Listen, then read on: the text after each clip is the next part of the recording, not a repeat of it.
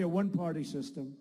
This is your final shot for the Supreme Court, for your Second Amendment. I mean, this is your final shot, November 8th. So hopefully you'll do what you know you have to do.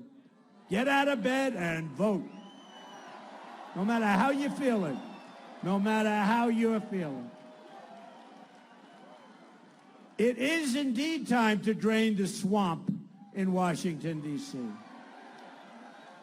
This is why I'm proposing a package of ethics reforms to make our government honest once again.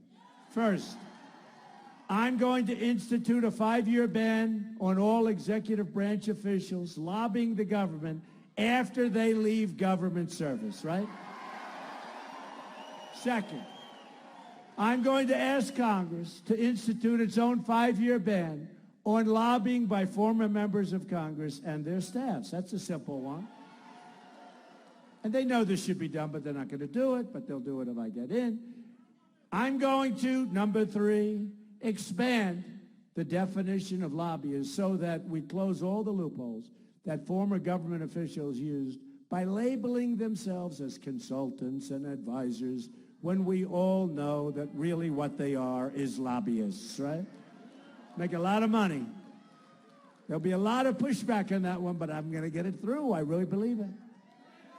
I'm going to issue a lifetime ban against senior executive branch officials lobbying on behalf of a foreign government. That's an easy one. Number 5, I'm going to ask Congress to pass a campaign finance reform that prevents registered foreign lobbyists from raising money in American elections. Wouldn't that be nice? But there's another major announcement I'm going to make today as part of our pledge to drain the swamp. If I'm elected president, I will push for a constitutional amendment to impose term limits on all members of Congress.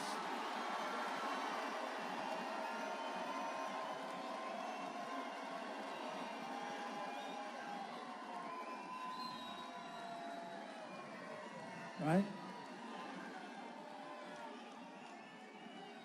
They've been talking about that for years. Decades of failure in Washington and decades of special interest dealing must and will come to an end.